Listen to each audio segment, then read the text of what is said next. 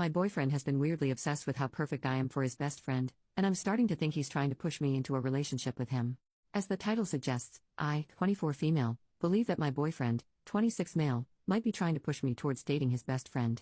I've been dating my boyfriend, let's call him Michael, for about a year now. We've known each other for several years because we've always been in the same friend group since high school. His best friend, let's call him John, is also someone I've known for a long time since he's part of the same group.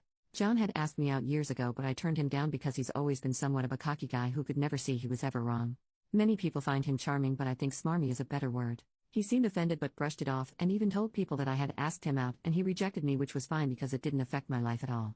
After a few months all was forgotten and we just pretended the other one didn't exist, and that's how it's been for years. Until Michael asked me out randomly and I decided to give it a shot. It turned out we had a lot of similar hobbies and really had a good time, so we started dating shortly after that. Now about 6 months ago Michael started to act strange but in really subtle ways. I would talk about how much I loved animals and he would interject that John just loved animals. Which wouldn't be weird, but he did it with everything I talked about with even the slightest bit of enthusiasm. If I loved it, John loved it just as much. He told me how compatible me and John were and how he wished we meshed more.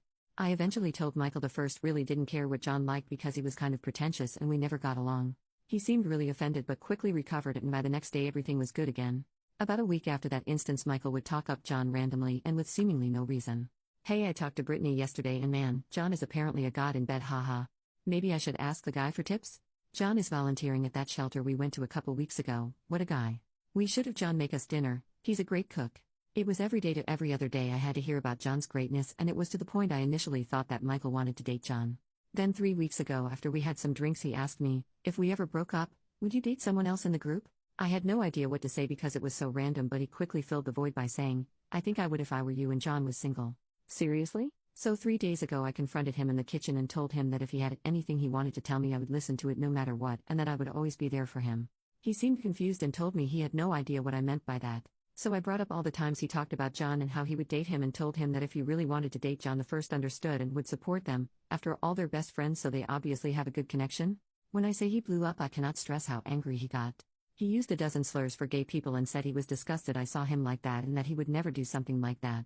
We ended up getting in a huge fight over it because I certainly don't support his language or attitude toward LGBTQ folks, and that it was just a vibe I got from him and I didn't mean to mislabel him. We haven't really talked, but he's staying at his parents' house right now, and today John called me to tell me he doesn't support Michael's attitude toward me and invited me over to talk about it, even saying that Michael was 100% okay with it. Am I crazy? Am I making up some convoluted story in my head, or is this bizarre? Edit to add, so I called Michael when he got off work, and the first thing he asked me was if I went to vent to John. Naturally, I didn't because we're not close, and told him as much. He didn't have much to say to that, so I started on my questions that you guys suggested. Why are you pushing me toward John? Do you want to break up? Etc. He got once again defensive and said he refused to talk about it over the phone and suggested we meet at John's place to talk it out. I asked why John had to be included at all since it is really between the two of us, and he basically told me that it's really between the three of us. I refused meeting at John's for obvious reasons and told him if it had to be the three of us we could meet at a restaurant. He seemed fine with that, and we scheduled meeting at a bar and grill that's pretty close to all of us. I showed up early and got us a table that had some privacy, and not long after John walks through the door. He sat down immediately and started chatting about how we were both so timely and that he liked when women showed up early because it showed they had good time management skills. 25 minutes after Michael was supposed to show up, he texts me and says he had car problems and couldn't make it, but to get to know John since I was already there.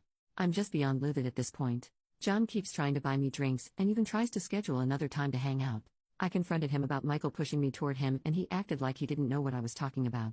I kept mentioning how Michael was talking about him to me and John just said that it made sense because bros have bros backs. I told him the brothers can have each other and left fuming. Michael's tried calling me 3 times, and John's tried 7. I want to cut them both off and say good riddance, but to do that would be leaving the friend group as well, and I don't really have that many friends to begin with, and it makes me so mad that I even have to make this decision. Anyway, that's the update. Sorry if it doesn't resolve anything, it makes me angry too. Update: I went to Michael's house pretty early this morning since I have work today and really needed this resolved. I had been up all night going back through the comments and trying to piece everything together, and honestly it was driving me crazy. Michael was alone when I got there, which was a relief because I pictured John showing up like a movie villain. He initially didn't want to let me in, which was really weird, but I told him I wasn't going to leave without talking to him about this. So he finally let me come in, and we sat down to talk. I asked him about last night, which he said he had car trouble but it was all fixed now. Convenient. I asked him a few more questions but was met with vague answers, so I decided to just cut to the chase and said, why do you want me to like John? Do you want me to date him? Do you want to have a threesome? What is it? Once again, instead of answering, he just watched me from his stupid chair and then had the nerve to ask me who I told my suspicions to. So I said I'd been running them through my head, but that my mom knew I was coming over to talk. She didn't, but he was starting to be really creepy. He got mad and said it wasn't like that and I was making him out to be the bad guy because they were, yes, looking for something long-term, not just a one-time thing. And now that all my suspicions were 100% confirmed, I told him you can't make plans including someone else without their consent, and that I would never be interested in anything with the two of them, and that I was no longer interested in anything with just him either. I started leaving and told him to never contact me again. Same goes for John, and he could share the message when he blocked my way out and said I had to hear him out and his side of the story. I told him I didn't want to nor care to, and that he needed to let me leave because my mom was expecting me in the next half hour. He started getting frantic, saying if he could just get John over there to explain, it would all make sense. So I ran out the back door and used the garden exit to get to my car and locked the doors immediately. He came outside and started pounding on my window saying I was making a huge mistake and that I'd regret this. I was bawling in my car when I backed it up to drive away. I'm pretty sure I drove over their mailbox by accident because the back of my car has a huge dent.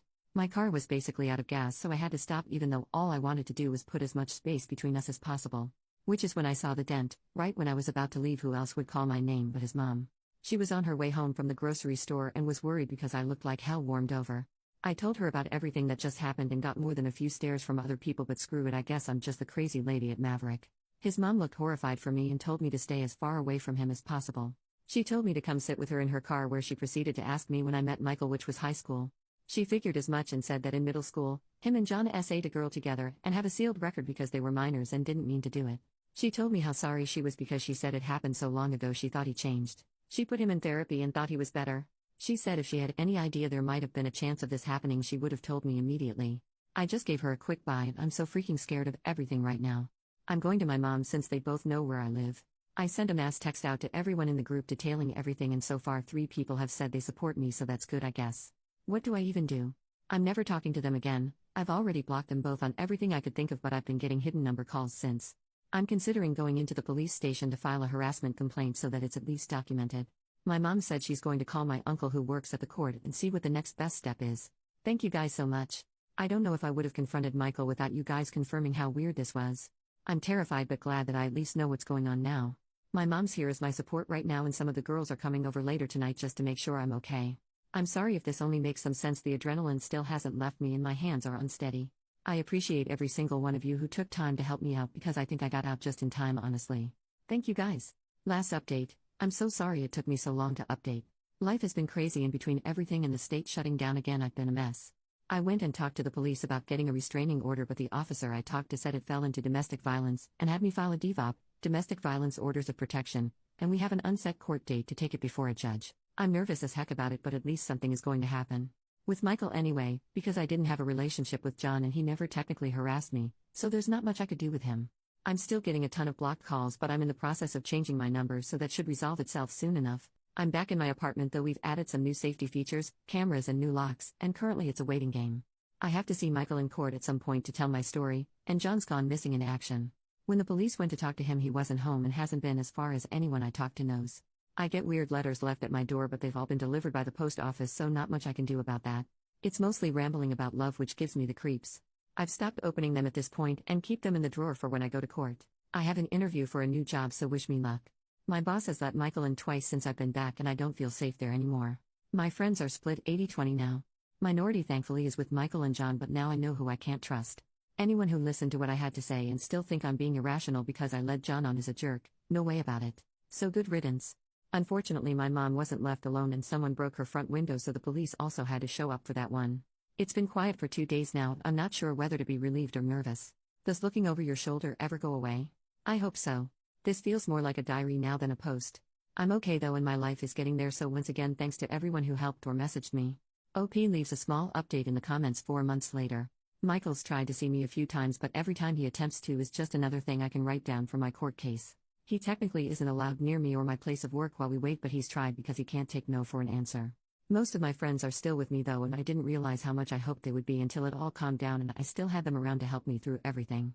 I got a new job and a new place to live after someone tried to break in when I was out of town. I finally got my day in court, and Michael can't be within 800 feet of me without me being able to call the police. He also can't go anywhere I typically go, which includes my new apartment building or job. The letters really helped with all that because everything else was just my word against his situation. I asked his mom to come as a witness, but she refused to talk against her son, so whatever. But yeah, basically, I'm breathing new fresh air around here. I've seen John twice in passing and it still gives me the creeps. He's not barred from being around me, so he makes it a point to show up, public places, when he can and just hang around like the weasel he is. But the police gave him a very stern and impromptu talk when he showed up to support Michael at court. I think I'm in the clear, but they just want me to know they're still around, which sadly there isn't much I can do to stop John anyway. Yeah, that's all for now. Thank you again to everyone for your advice and nice comments. It was very helpful, and I'm so grateful. Bye now.